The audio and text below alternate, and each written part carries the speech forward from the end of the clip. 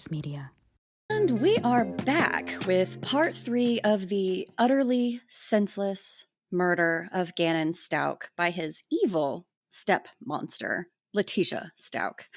Now, if you're jumping into this case now, we highly recommend listening to parts 1 and 2 to better understand this very convoluted and ridiculous case.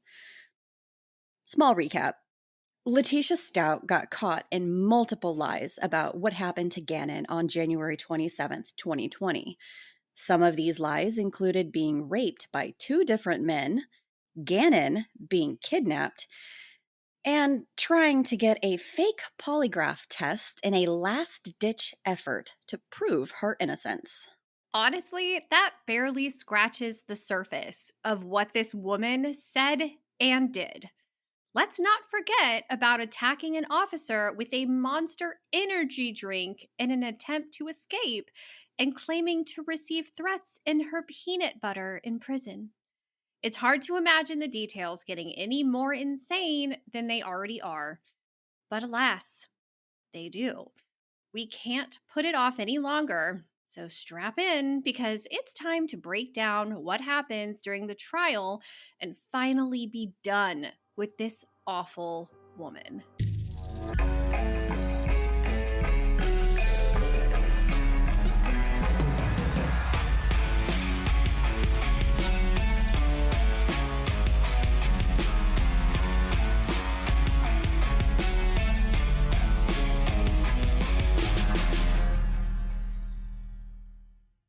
During the first week of the trial, the witnesses included Al Stauch, Leticia's now ex-husband. Good for you, buddy. And experts that spoke more about the olive green suitcase found with Gannon's body inside.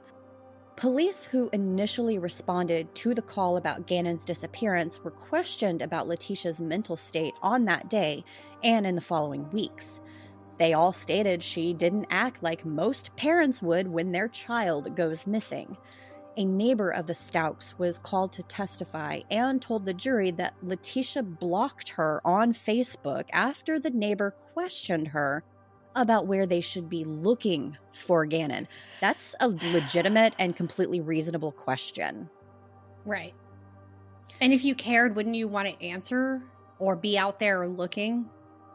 Do everything you can to bring your child home. Ugh. Prosecution also called the front desk worker for the Candlewood Suites in Pensacola, Florida, where Leticia and Harley checked in on February 4th, 2020.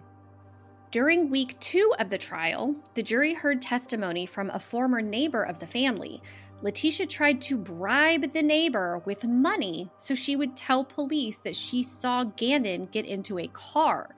Leticia said she didn't do anything wrong, she just needed the information to get out there so police would start looking in other locations. The neighbor then contacted authorities and turned over her phone to investigators. What the fuck, Leticia? The medical examiner who performed Gannon's autopsy was called to testify regarding the injuries he sustained. In total, Gannon had 18 stab wounds to his body, 4 blunt force injuries to his skull that resulted in skull fractures, and 1 gunshot wound under his chin. All of the injuries were sustained prior to death. Notably, the doctor was not able to see any burns on Gannon's arms due to the level of decomposition. A small amount of the drug hydrocodone was also found in Gannon's system. Al testified that they did have some hydrocodone in the home due to a previous woodworking injury, but he and Leticia were the only people who knew where the medication was located. The theory here is that Leticia gave Gannon hydrocodone in an attempt to subdue him and make it easier to complete her plan. It's during week 2 of the trial that the recordings from Leticia's customer service calls to fakepolygraph.com are played. She is obviously trying to hide her face in her hands at the defense table while the recordings are played. The fact that she tried to cover her tracks with a fake polygraph shows she was more than aware of what she had done and was now trying to scramble to prove her innocence. Spencer Wilson, the reporter who interviewed Letecia in the now infamous news report, took the stand to discuss her behavior during the interview. He stated that he talked to neighbors who had more concern for Gannon than she did. On Tuesday of week 2, Leticia's half-brother, Dakota Lowry, took the stand. He didn't want to testify, but was subpoenaed, meaning he had no choice. As soon as he took the witness stand, he broke down in tears. Dakota testified that while they were helping Letecia move out of the home, he saw Letecia struggling to carry an olive green suitcase to the moving van. When he saw the suitcase, he felt like something was off. And when he asked Letecia what was in the suitcase, she told him it was softball stuff. He offered to help carry the suitcase for her, but she refused. When Dakota was shown a picture of the suitcase that Gannon was found in, he confirmed that it was the same suitcase he saw Letecia carrying. Jessica Bethel, the investigator that wrote the affidavit for Leticia's arrest, testified about the 4-hour interview she conducted on January 29th, 2020.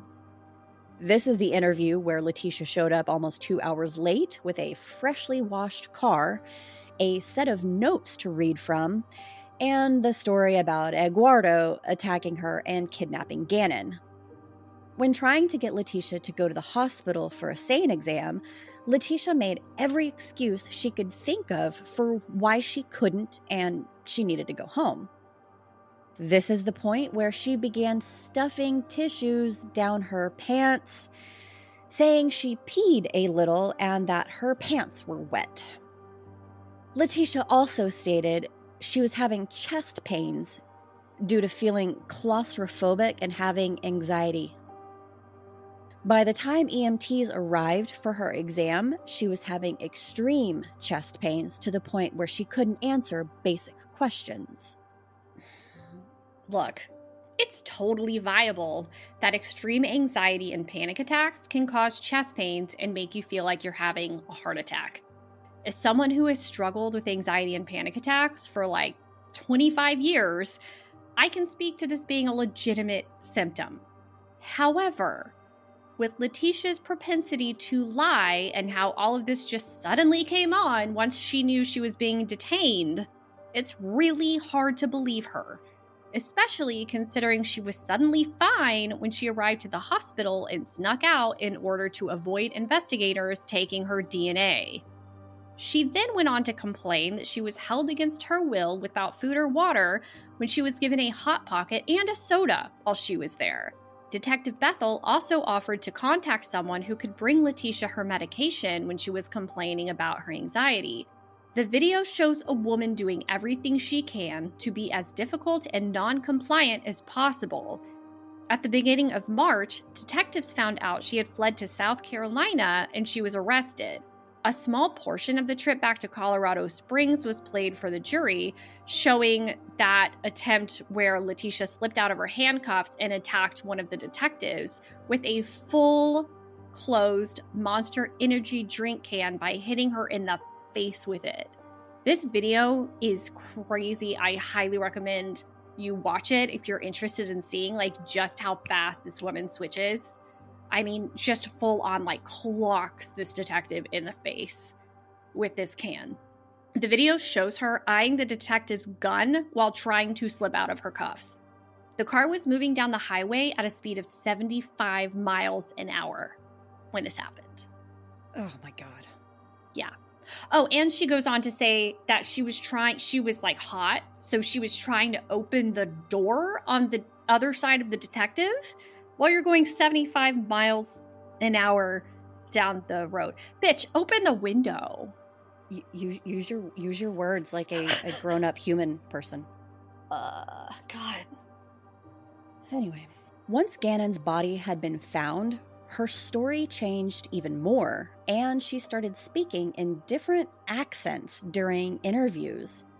Detective Bethel testified that Letecia showed no sign of mental illness, well, but acted like a person doing everything they can to seem insane.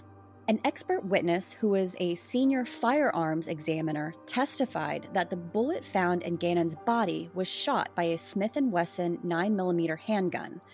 The exact gun used was found on the dresser in the master bedroom of the Stauch residence. Week 3 of the trial was full of bombshell testimony, including Leticia's daughter Harley's account of events. It also came to the attention of the court that Letecia had been flipping off witnesses while they were on the stand. The judge told Letecia that if she continued, she would be removed from the courtroom and the trial would be continued without her. Leticia's face, while the judge is speaking to her, says it all. She looks annoyed that he's even acknowledging her and seems to roll her eyes when he chides her for her behavior. When Harley took the stand, she said she hadn't seen Letecia since the day she was arrested. She spoke about her close relationship with Gannon and how Al became like a father to her after her own father died in October of 2015. Letecia told Harley that her biological father died when someone broke into his house and killed him. A week before Harley testified, she found out that her father actually died from an overdose. Yet another lie in Leticia's arsenal. Which just makes you wonder how much Letecia had been lying to Harley her entire life about literally everything. Yep. Because telling a child their father died from like a burglary gone wrong is almost worse than just telling them that he died of an overdose. Like, I mean, there's no good way to tell your child that their parent is dead, but playing devil's advocate, an overdose paints him in a bad light where, it wasn't his fault that he died. But I'm not an advocate for lying about anything anyway, so just tell the fucking kid the truth. They're going to be devastated, but appreciate it more in the long run. Yeah, and how do you think you're going to feel later in life when they find out that that's not what happened? Exactly. Harley testified about the candle incident and that Gannon didn't normally light candles or spend time in the basement alone, so the whole situation seemed very strange. Leticia's story about how the fire started changed multiple times, and she told Harley that Gannon was outside screaming about how much he hated his life. According to Harley, this wasn't like Gannon at all.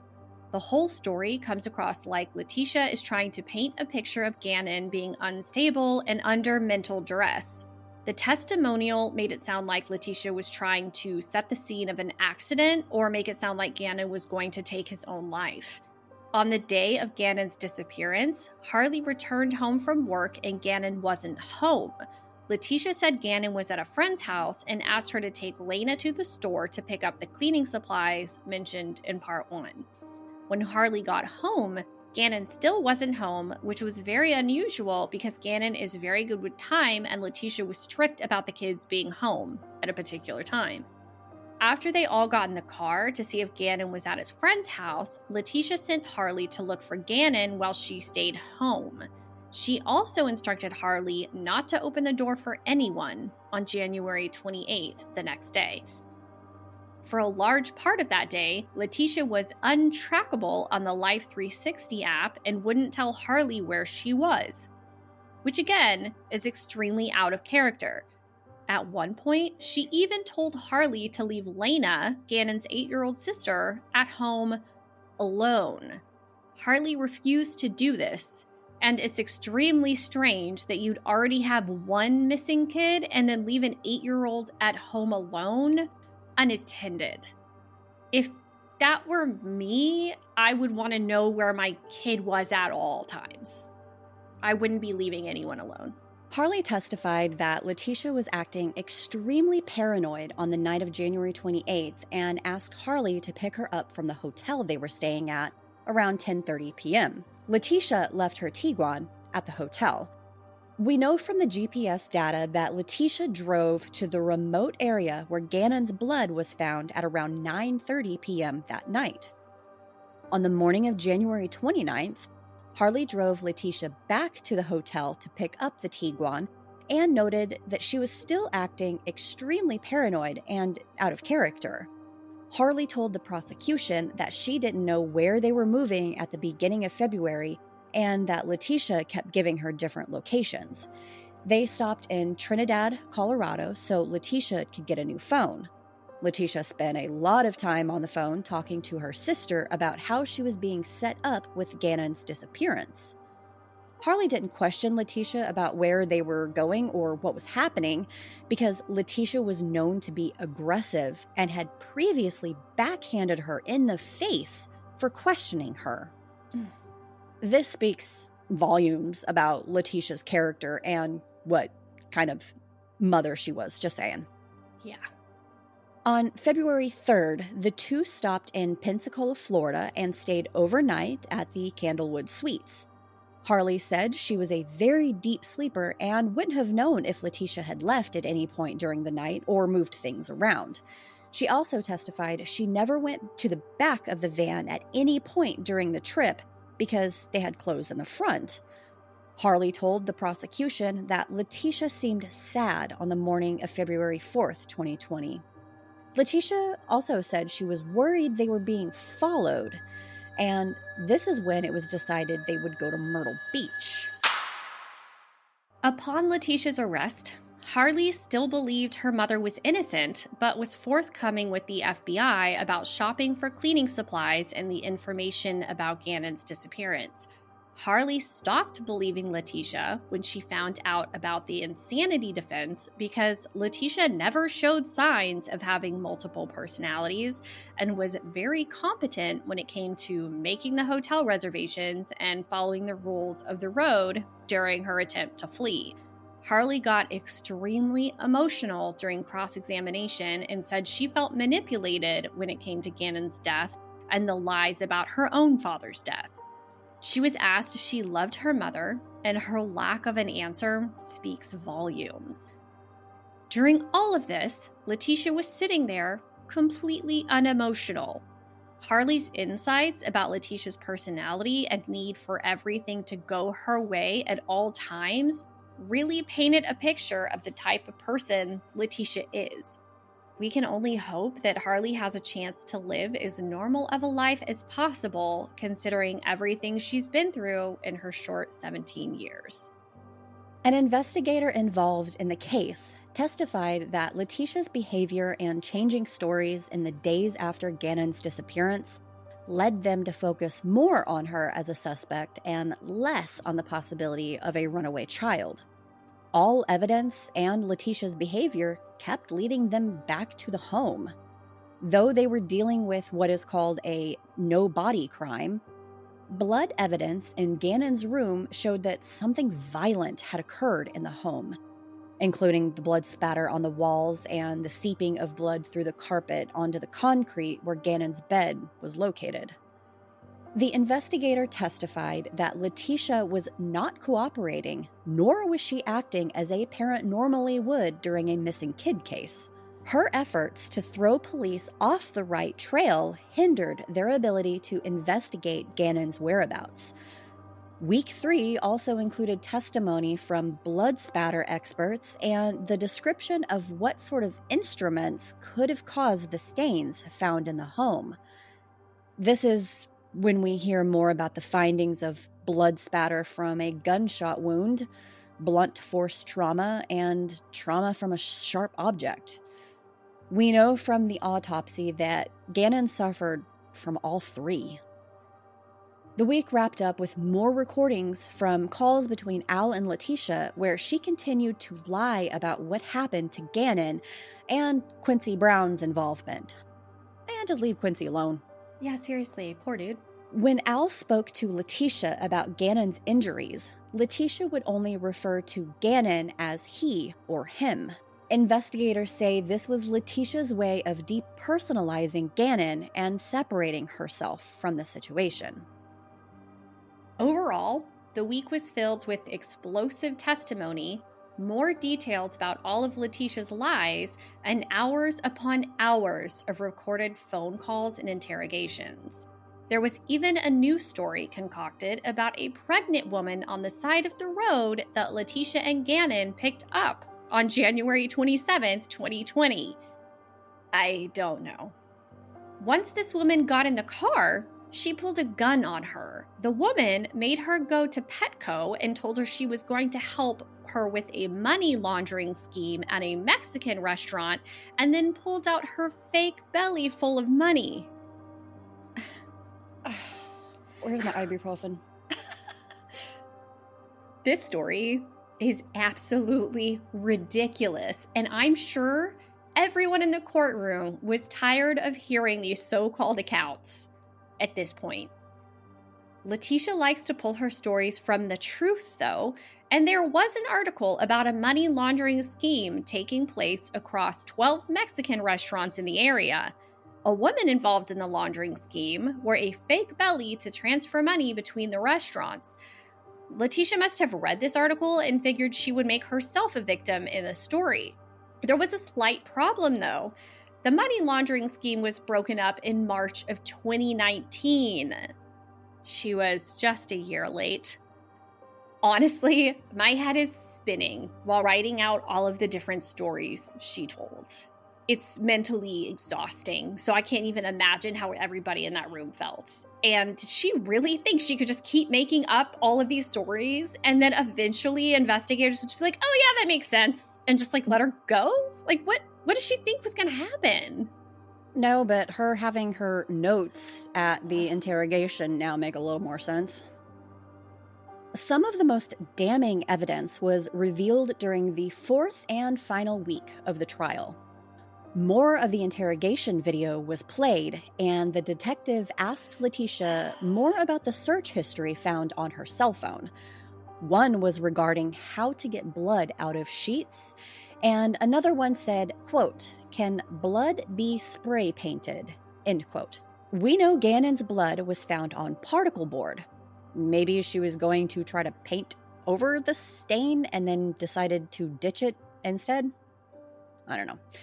The two most disturbing searches found on Leticia's phone were, quote, "Blood is spurting from an arterial bleed," end quote, and, quote, "I hate my stepson," end quote. Investigators knew these had been typed by Leticia because they contained the same spelling and grammatical errors found in the rest of her lengthy search history. When confronted about the blood on the wall in Gannon's room and why she'd clean it if she didn't do anything wrong, she had an excuse for that, too. Here's a clip of the really strange things she said during this part of the interview. If you had nothing to do with harming Gannon, why would you clean up the blood that's on the wall? So you're saying you've never had anything happen in your house and you cleaned it up?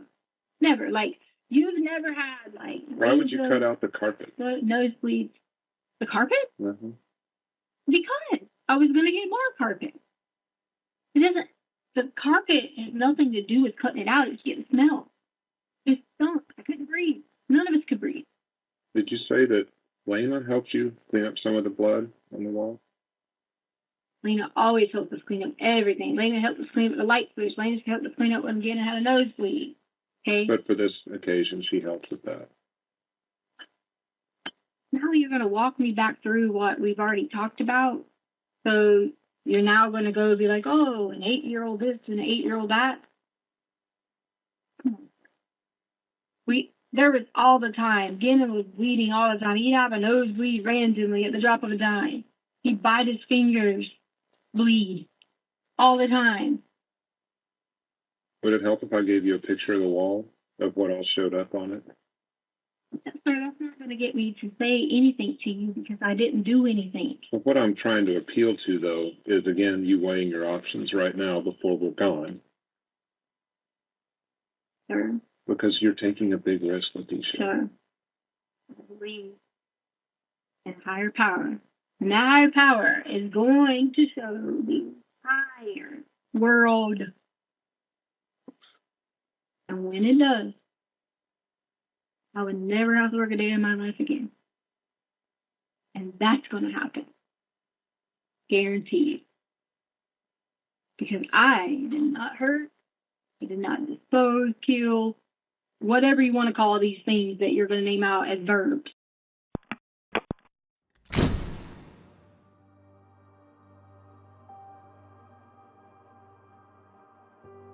The whole part about Lena being a part of the cleanup is so disturbing. While we can hope this isn't true, considering the kids could never say no to her, it's not implausible to think that she may very well have been involved in the cleaning up of her own brother's murder scene. Also, it's a little ironic that Letecia is speaking about never having to work another day once the truth comes out. I mean, that part is true because, she'll be spending the rest of her life rotting away in prison. Good riddance. Rightfully so. Yeah. DNA analyst took the stand during week 4 to talk about the DNA evidence found on multiple items, including Leticia's shoes, a pink suitcase found in the home, carpet brushes, a blanket found in Leticia's car, and much, much more. One of the biggest takeaways from this final week was the testimony from the mental health experts that came in contact with Letecia after her arrest. These experts worked with Letecia during several different time periods over the 3 years between her arrest and the trial. The first doctor to work with Letecia said the only symptoms she displayed were that of generalized anxiety disorder, but no other personality or symptoms of DID was ever seen. One doctor that worked with Letecia testified that she explained that at the time of Gannon's murder, she had been taken over by one of her other personalities, Maria. Maria was a protector that watched over Lena and Gannon, but Letecia isn't able to access Maria's thoughts and feelings. However, Letecia recalled this Eduardo character who attacked her and said she saw some type of black hooded figure standing on Gannon's bed when she walked past his room. The doctor explained that if Letecia really did have DID, she'd have much more loss of memory or blank periods of time where she couldn't remember specific details. Letecia said that she, or Maria, didn't realize it was Gannon on the bed, but Michael the Archangel. She grabbed a gun from Eduardo and shot the figure. It wasn't until later that Letecia realized it was Gannon. She then supposedly drove around with Gannon's body in her car, trying to find the man that could bring him back to life. At no time does Letecia explain how Gannon's body got from the lake area in Colorado to under a bridge in Florida. The doctor stated that if she really was dissociating, she wouldn't remember these details about what supposedly happened. Also, if this Maria personality really did shoot Gannon, is she also the one who told Harley to get the cleaning products or called to report him missing? The defense focused a lot on this claim that Letecia had either DID or borderline personality disorder. Borderline personality disorder is a mental illness that severely impacts a person's ability to manage their emotions. Dissociative identity disorder is a mental health condition in which a person has multiple distinct personalities. No one in Leticia's life has ever witnessed these other personalities, which is a huge sign that she doesn't have DID.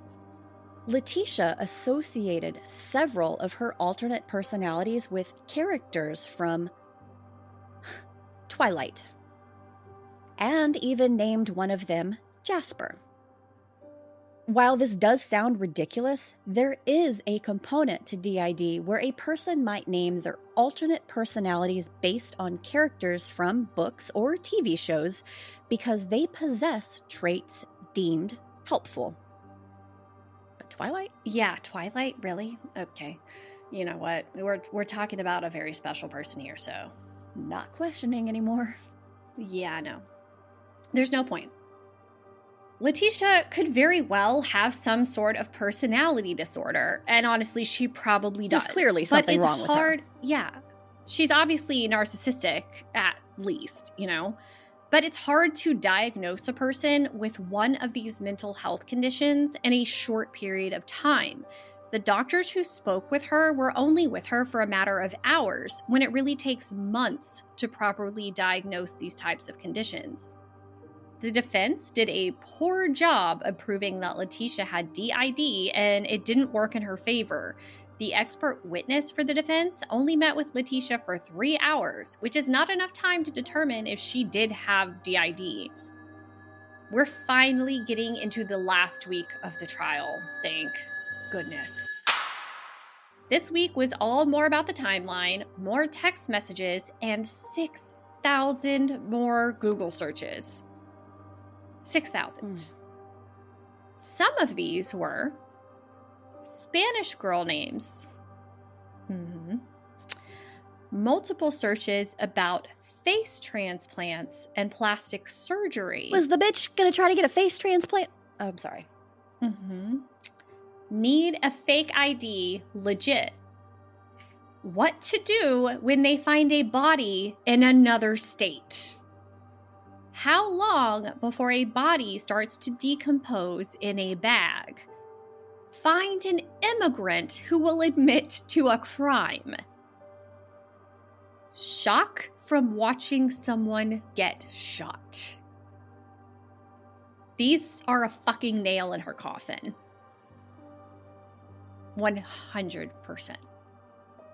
What to do when they find a body in another state? Why would you be searching this if you had nothing to do with the fact that your stepson's body is found in Florida? Find an immigrant who will admit to a crime. How fucked up is that? No one is going to admit to a crime they didn't do. Well, no one.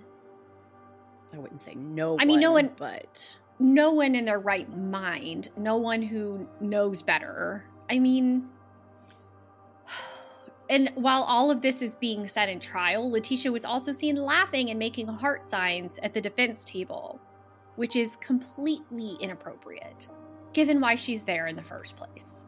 These searches were just like a complete mindfuck to me. This whole case has been. The defense called Dr. Dorothy Lewis to the stand during the last week of trial. Letecia claimed to have sustained multiple concussions in her past, and Dr. Lewis requested for an EEG, MRI, and a neural psych exam to be done before she testified or made a decision about whether or not Letecia had DID. However, these tests were never done, and Dr. Lewis still diagnosed Letecia with DID. The prosecution honestly tore this defense apart. Dr. Lewis stated that the court refused to do the testing. However, the prosecution found an email from Dr. Lewis saying she no longer wanted these tests to be done. Dr. Lewis was confused and forgetful when it came to documentation included in the case, and tensions were high. By the time her testimony was all over, all the jury heard was a lot of, "I don't know," and "I'm not sure." It didn't seem like anything Dr. Lewis said did Leticia's defense any sort of favors. Letecia decided not to take the stand. Thank God for small miracles. And the defense rested its case after closing statements on the Friday morning of week 4. The jury were sent to deliberate just after 1 p.m. on Friday, May 5th, and it only took them 8 hours to reach their verdict. The jury found Leticia Stauch guilty on all charges, and she was sentenced to life in prison without the possibility of parole.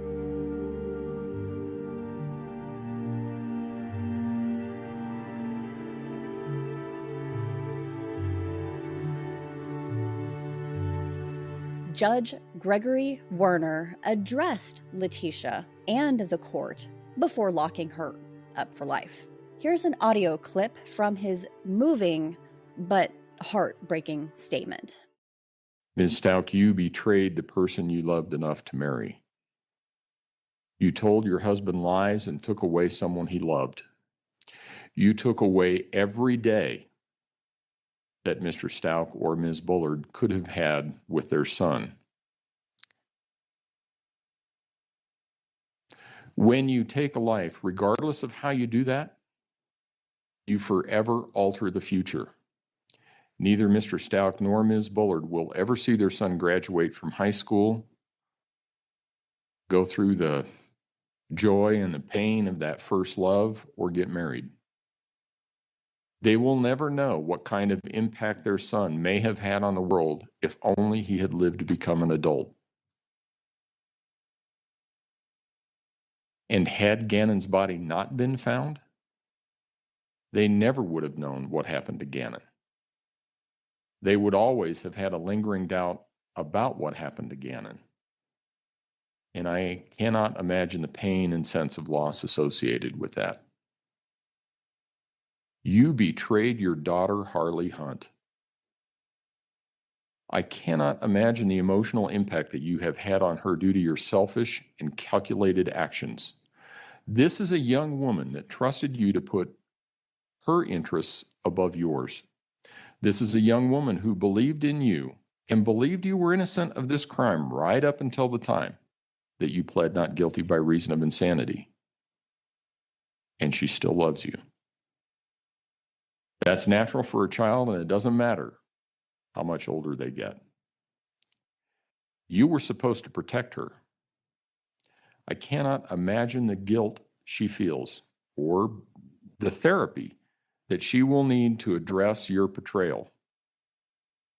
There is no evidence that she had anything to do with the murder or your cover-up of it, but some people still think that she is somehow involved. She wasn't. The incredible strength of will and courage that it took for her to come in and testify is amazing to me. But she did it because, as she said, it was the right thing to do. And while thankfully she didn't testify, let's not forget about Lena. You betrayed her too. You took her brother from her and forever altered her family dynamics. She will always wonder who she can trust and will always feel that loss. She was there the day you killed Gannon. His body was still in the house when she got back from school. At some point, you even claimed this 8-year-old girl helped you move her brother's body from the basement to the back of your car. That's just simply not true. As she gets older, Lena is going to want to know more, and she's going to want to know if there was something that she could have done to prevent this. I hope she comes to realize that she has no fault in all of this. You betrayed your stepson, and you took his life. You took away everything he was and everything he could ever become. I can't imagine the terror and confusion that he must have felt in the last moments of his life when he knew his life was being taken by someone he trusted to protect it.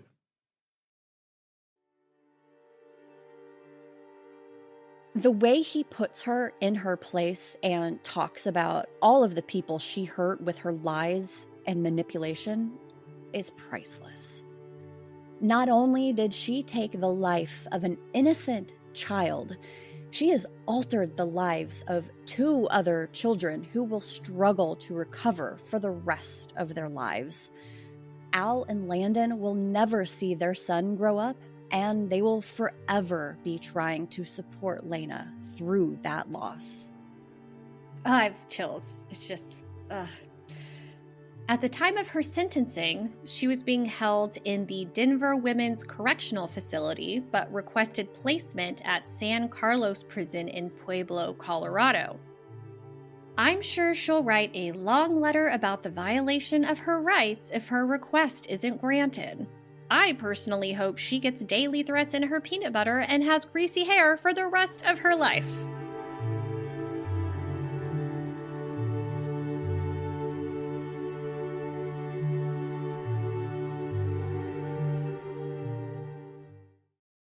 I don't know about y'all, but we're exhausted from how much our heads have been spinning trying to keep up with all of Leticia's stories and lies. I legitimately have a headache and need to find my ibuprofen now.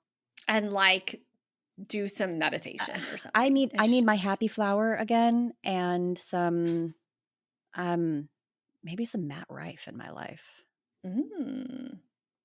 Anyway, what do you think? It's not a question of whether or not she killed her stepson, Gannon, but was she insane? I mean, she is insane, but was she insane? Or did she scramble to come up with a defense after the fact? I'm pretty sure everybody can tell where we stand when it comes to this case. Hopefully Al, Landon, Lena, and Harley are able to eventually find some peace because, and we joke through talking about this stuff because literally we have to in order to be able to get through it, but it's not funny. It's not funny. Her stupidity is funny, but what she's done and the impact that she's made on all of these lives, it's not funny. We don't take it lightly. We're not lighthearted about this by any stretch of the imagination. And we tell it because his story deserves to be told. Yeah. And, this is a child who lost his life at 11 because of a crazy person who was supposed to be taking care of him. And it's just disgusting. But to read the script, see pictures, and join the community, go to our website, weirdtruecrime.com. We're also on Instagram and TikTok at Weird True Crime. Email us your thoughts about this truly horrific case at weirdtruecrime@gmail.com. We look forward to hearing from you. We do. And if you're enjoying our creepy corner of chaos, please leave us a 5-star rating and review on your podcast app. We'll give you a shout out on a future episode. Come back next week for a very needed What the Fuck Wednesday. Until next time, stay safe. And make good choices. Bye.